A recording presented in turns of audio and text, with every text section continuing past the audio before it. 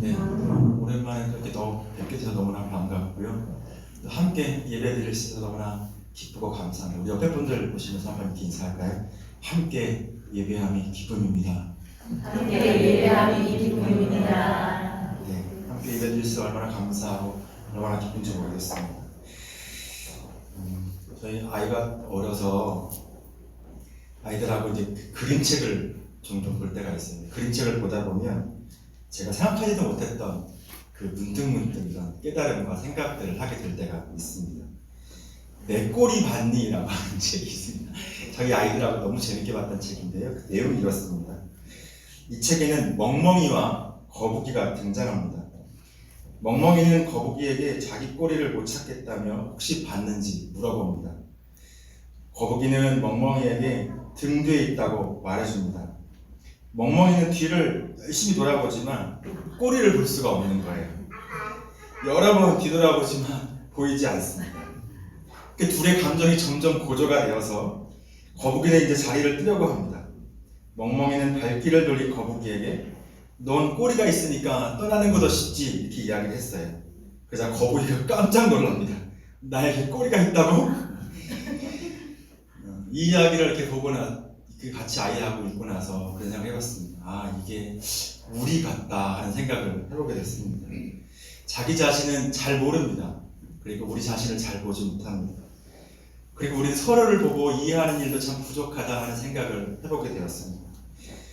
자기 자신을 잘 보고 서로를 잘 보고 그래서 우리가 바르게 잘 살아가는 것이 참 중요한데 좋은 관계를 맺고 살아가는 것이 참 중요한데 그러기 위해 뭐가 필요할까 이런 생각을 하다가 먼저는 우리 자신이 예수님과 바른 관계를 맺는 일이라고 생각했습니다. 주님을 먼저 바로 바라보고 주님을 바로 이해하고 그 주님이 보시는 우리를 잘 바로 이해할 때 우리가 잘 살아갈 수 있지 않을까 하는 생각을 해보게 됐습니다. 먼저 예수님을 바로 바라보는 것 그리고 우리를 바라보시는 그분을 바라보는 것 그렇게 우리가 주님을 더 깊이 이해하고 아는 일이 참 중요하겠다는 생각을 해보았습니다. 오늘 본문은 예수님께서 유대 종교 지도자들에게 끌려가셔서 헤롯과 빌라도에게 신문 받는 그런 모습이 나옵니다. 그러면서 유대 종교 지도자들 그리고 빌라도, 헤롯이 예수님을 보고 어떤 반응, 어떤 태도를 보이는지 보여주고 있습니다. 그 모습을 보면서 오늘 우리의 모습을 한번 돌아보면 좋겠습니다.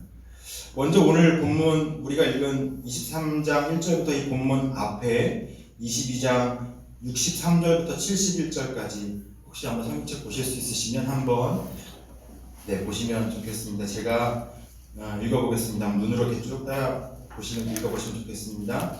누가복음 22장 63절부터 71절까지 제가 읽겠습니다.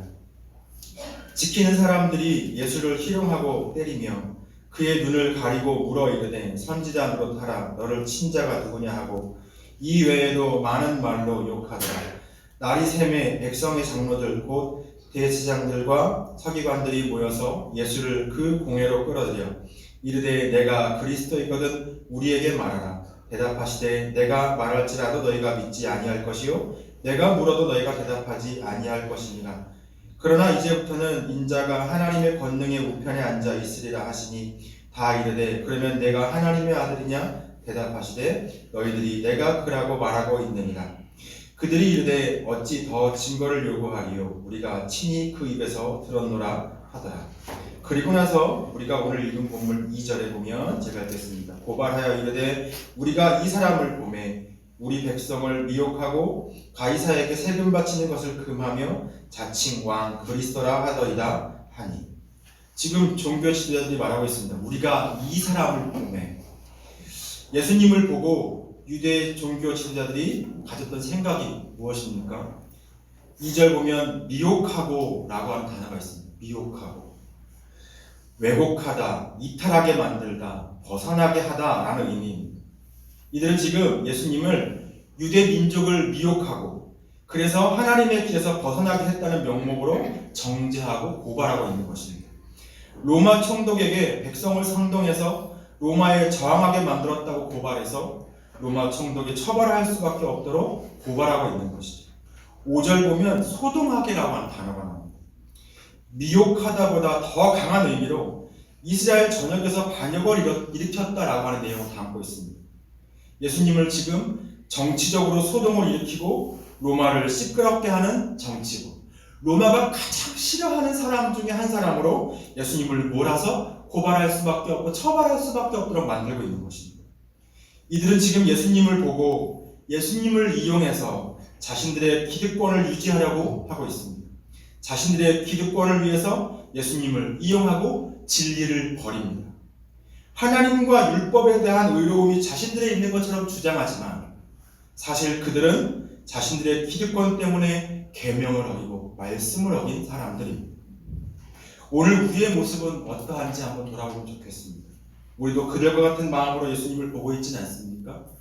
나의 기득권을 위해서 예수님을 이용하고 말씀과 상관없이 살아가고 있는 것은 아닙니까? 3절, 4절 제가 읽겠습니다.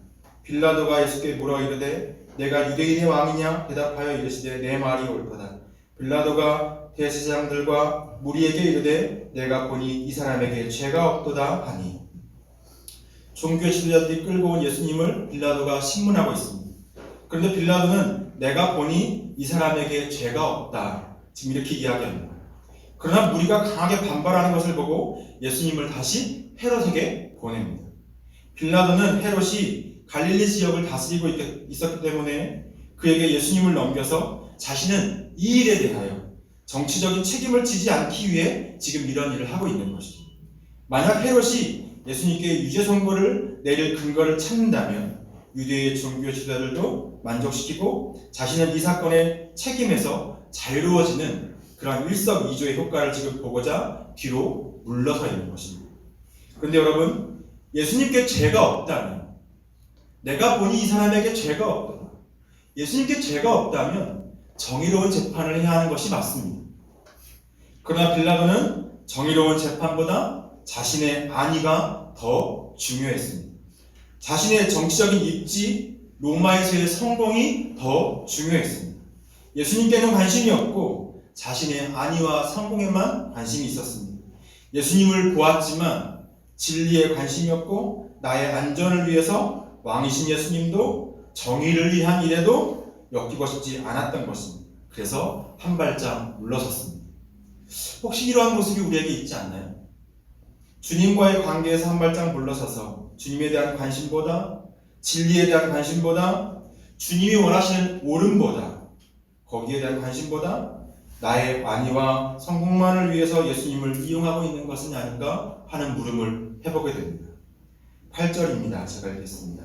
헤롯이 예수를 보고 매우 기뻐하니 이는 그의 소문을 들었으므로 보고자 한지 오래였고 또한 무엇이나 이적 행하심을 볼까 바랐던 영고로라.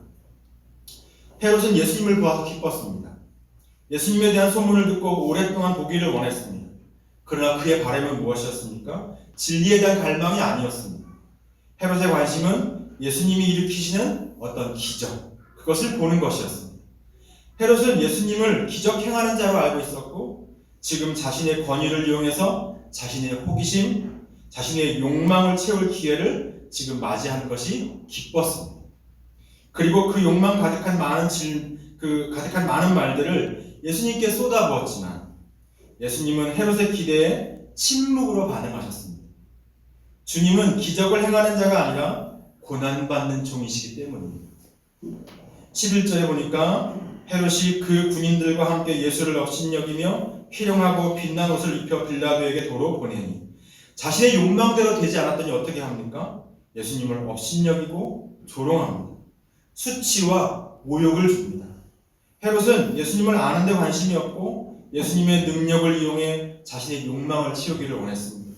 그러나 예수님은 현실적인 욕망을 채워주시지 않는다는 이유로 조롱당하시고 멸시당하시고 모욕을 당하셨습니다. 그리고 오늘 본문 마지막에 원수와 같은 헤롯과 빌라도가 자신들의 욕망과 정치적인 안위를 위해서 원수와 같은데 무엇이 되었다고요? 친구가 되었다고 이야기합니다. 사실 종교 지도자들, 유대인들도 그렇습니다. 빌라도, 헤롯, 원수와 같이 여겼습니다. 그러나 자신들의 욕망, 자신들의 이기심으로 인해서 함께 손을 잡죠. 예수님께서 예루살렘에 입성하실 때 사람들이 환호했습니다. 호산나 호산나 환호했습니다. 근데 자신들의 기대하는 바가 이루어지지 않고 정치적인 메시아, 현실적인 문제를 놀라운 능력으로 해결하고 로마를 뒤집어 엎고 자신들을 해방시켜주고 땅을 되찾게 해줄 것으로 기대했지만 예수님께서 고난당하시는 모습에 저들의 환호는 금세 십자가에 못 박으라고 하는 외침으로 바뀌었습니다. 우리 안에 이런 모습이 있지는 않은지 생각해 봅니다. 예수님을 보고 헤롯과 같은 기대감이 우리 안에 있지는 않습니까? 예수님을 보고 예수님 자체의 진리에 대한 관심, 그런 것보다 신기한 현상이나 현실적인 욕망만을 바라고 있는 것은 아닐까요? 하나님과의 관계에서 진리를 추구하고 이웃과의 관계에서 진리를 드러내는 삶보다 소문과 신기한 현상과 체험만을 추구하고 있는 것은 아닐까 하는 생각을 해보게 됩니다. 그 기대가 이루어지지 않으면 예수님을 향해 원망하고 있는 것은 아닌가? 이런 물음을 해보게 됩니다. 오늘 본문은 그 사람들의 입을 통해서 예수님이 누구라고 소개하고 있습니까? 예수님은 왕이시고 예수님은 그리스도이십니다. 예수님은 우리의 주인이십니다. 우리의 구원자이십니다. 그런데 오늘 예수님을 바라보는 우리의 시선은 이렇게 예수님을 바라보고 있는가? 늘 변함없이 예수님을 그렇게 바라보고 있는가 하는 것입니다. 오늘 우리는 유대 종교 지도자들과 같이 빌라도와 같이 헤롯과 같이 예수님을 이용해서 기득권을 가지려 하거나 주인이신 주님을 경배하기보다 그분을 이용하려고 하는 것이 우리 안에 더 있지는 않은지 하는 물음을 해보게 됩니다. 오늘 우리의 주인이신 주님을 경배하고 왕 되신 주님을 경배하고 주님의 그 말씀에 함께 순종하며 나아가는 우리가 되기를 간절히 소망합니다. 네. 주님은 미혹하는 분이 아닙니다. 미혹되어 하나님의 길에서 벗어난 이들을 다시 돌이키시는 분이십니다. 예수님은 유희의 대상도 아닙니다. 욕망의 도구도 아닙니다. 예수님은 진리이십니다. 예수님은 참 기쁨이십니다. 예수님은 참 소망이십니다. 우리도 예수님께서 어떤 분이신지를 잘 모르고 우리가 어떤 사람인지를 잘 모르는 그런 일들 왜 일어날까요? 왜 그렇습니까? 예수님을 바로 바라보지 못하기 때문입니다. 예수님을 더 깊이 알지 못하기 때문입니다. 그래서 더욱 예수님을 바로 보고 우리를 보시는 예수님의 그 시선에 우리도 함께 눈맞춤하는 일이 일어나야 합니다. 빈센트 반 고흐라고 하는 화가가 있습니다. 발음이 잘 안 돼요. 우리에게 잘 알려진 화가 빈센트 반 고흐는 1853년에 태어나서 1890년에 세상을 떠났습니다. 37년을 살았습니다. 짧은 생을 사는 동안 그가 그렸던 수많은 그림들은 오늘날 많은 사람들에게 알려졌고 또 많은 이들에게 감동을 주었고 영감을 주었습니다. 그리고 그만큼 그의 삶에 대한 이야기들도 많은 사람들에게 소문처럼 전해졌습니다. 그는 참 가난했습니다. 그리고 삶이 참 힘들었다고 전해졌습니다. 그래서 그의 동생 테오의 후원으로 죽기 직전까지 동생이 늘 후원하였고 그래서 그 후원으로 죽기 직전까지 그림을 그렸습니다. 그의 친구인 화가 폴 고겐과 싸우고 나서 자신의 귀를 잘랐다고 하는 이야기가 있습니다. 이 사건으로 고흐는 정신 이상한 사람이 아닌가 하는 이야기를 주변 사람들로부터 듣게 되었습니다.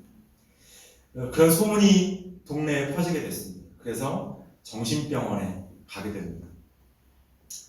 마지막에는 참 슬프고 우울하게 스스로 그의 생을 마감했다고 하는 소문이 오늘 우리에게까지 전해집니다.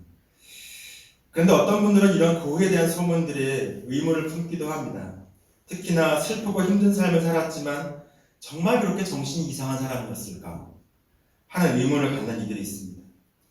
그의 그림을 가만히 이렇게 보고 있으면 그런 생각을 더 하게 되는 것 같아요. 그의 인생 후반으로 갈수록 그의 그림들은 색깔이 참 이쁘고 밝습니다. 그는 목사의 아들로 신학교에 가서 복음을 전하기를 원했습니다. 그러나 그게 좌절되고 그의 인생 후반부는 화가로 그의 소명이 표현되었다라고 이야기를 합니다. 그림을 하나 좀 보여드리겠습니다.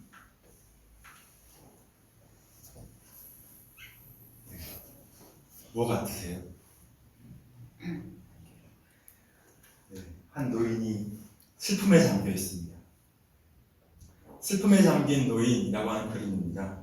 부제가 영원의 문에서, 영어 제목은 영원의 문에서. 이 그림을 고흐가 언제 그렸냐면 1890년 죽기 직전에 이 그림을 그렸습니다.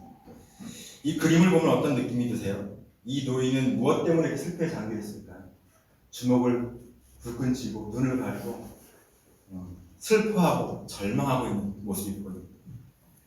영혼의 문에서 지나온 자신의 삶을 한탄하는 그 한 사람을 묘사하고 있는 것처럼 보입니다. 이 그림을 통해 무엇을 전해주고 싶었을까요?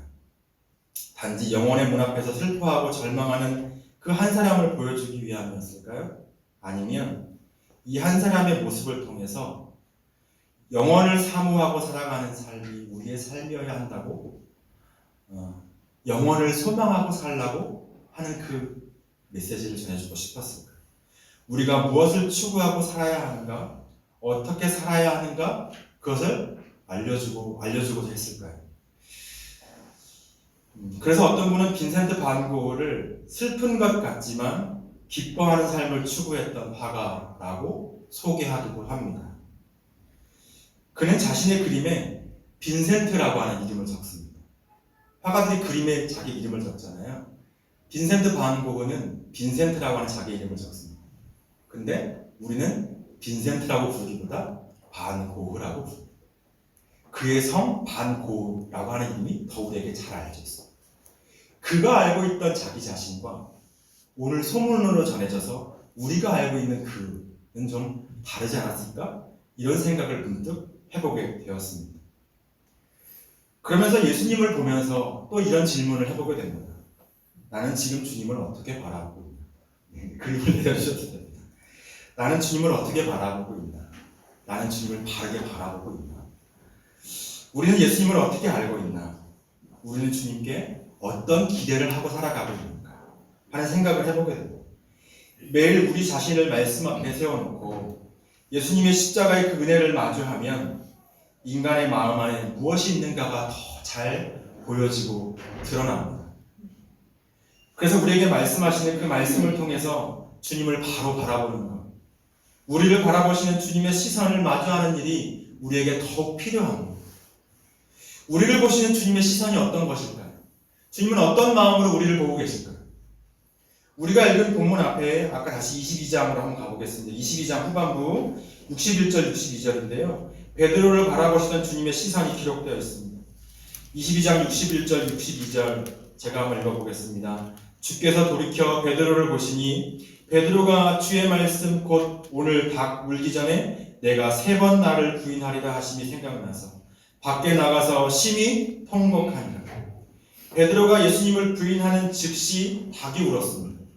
그리고 그때 예수님께서 돌이켜 베드로를 보셨습니다.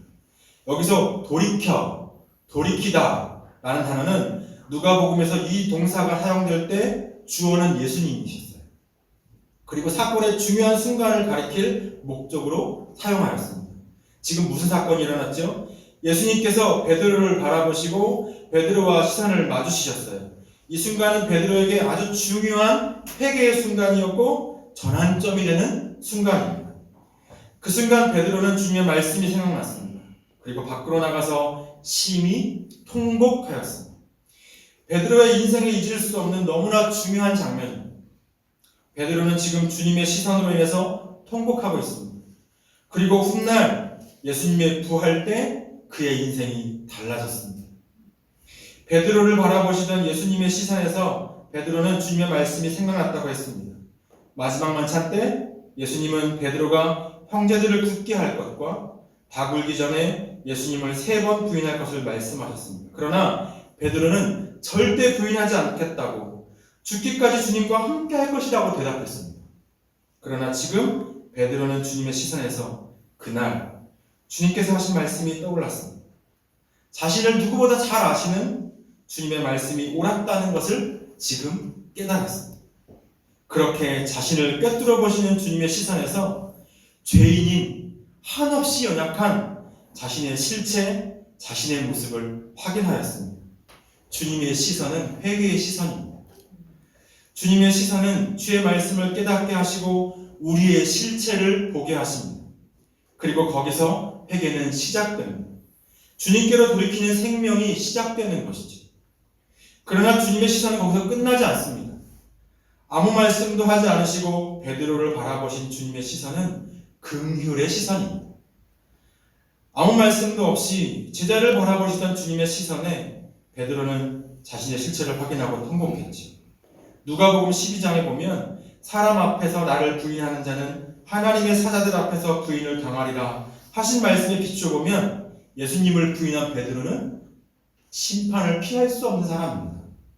그러나 주님은 베드로의 연약함을 아시고 베드로를 위하여 기도하셨고 베드로가 돌이킨 이후에 형제들을 굳게 하는 사명을 그에게 맡기셨습니다. 그렇게 회개한 베드로는 사도행전에서 주님을 위하여 옥에 갇히고 죽음을 두려워하지 않고 주님을 위한 사도로 사명을 다하는 모습으로 변화되죠. 베드로는 주와 함께 했던 시간을 부인했지만 예수님은 베드로와 함께 하신 것을 끝까지 포기하지 않으셨습니다. 베드로와 함께 하시기를 포기하지 않으시는 주님은 오늘 여기 있는 우리와 함께 하시기를 포기하지 않으십니다. 우리를 위하여 고난당하시는 그 주님의 시선은 오늘 우리를 향하고 계십니다.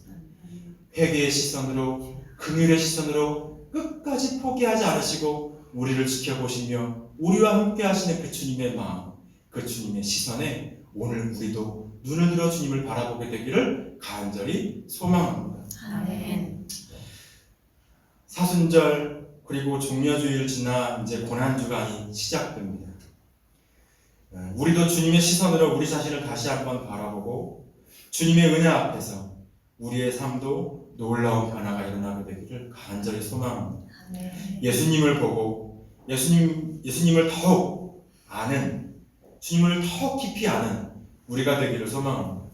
주님을 보고 우리의 기득권, 우리의 욕망, 어떤 신비한 기적이나 나의 안위가 아니라 온전히 예수님으로 우리의 마음이 충만하게 채워지기를 간절히 소망합니다. 아멘. 우리의 주인 되시고 우리의 구원자가 되시고 우리의 참 기쁨과 소망이신 그 주님 한 분으로 충분하다고 고백하는 오늘 그리고 이 한 주간 우리의 매일, 우리의 평생, 우리의 삶 되기를 간절히 소망합니다.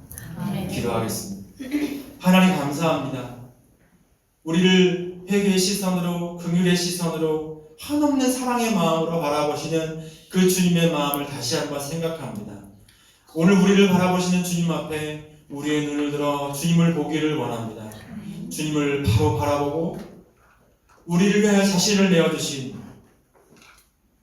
십자가를 지고 그 고난의 길을 걸어가신, 또 우리를 바라보시며 끝까지 우리와 함께하기를 포기하지 않으시는 그 주님의 마음을 기억하면서 다시 한번 우리도 순종의 걸음으로 살아가게 하여 주시옵소서. 아멘. 주님과 함께 살아가게 하여 주시옵소서. 아멘. 오늘 다시 한번 우리의 마음을 돌이켜 이 한 주간 다시 한번 주님 앞에 우리의 모든 것들을 내어놓고 순종으로 나아가는 우리 모두가 되게 하여 주시옵소서. 아멘. 하나님, 그렇게 결단하며 나아가는 우리 모두 위에 한없는 은혜를 더하여 주시기를 원합니다. 아멘. 주님으로 더 충만하게 하시기를 원합니다. 아멘. 주님을 사랑하고 더 사랑하기를 소망합니다. 아멘. 하나님, 우리와 함께하여 주시옵소서. 아멘. 감사와 찬송 올려드립니다. 우리 주님 예수 그리스도의 이름으로 기도합니다. 아멘. 아멘.